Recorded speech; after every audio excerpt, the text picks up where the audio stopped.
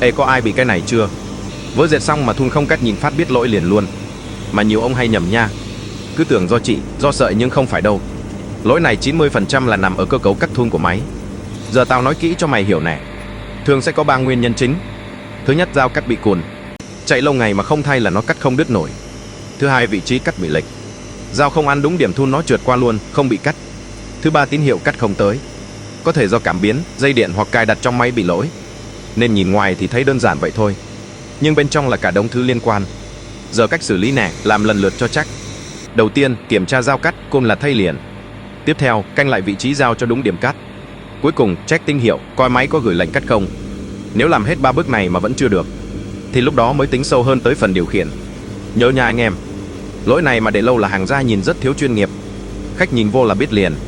Follow kênh, tao còn chỉ thêm mấy lỗi khó chịu hơn nữa.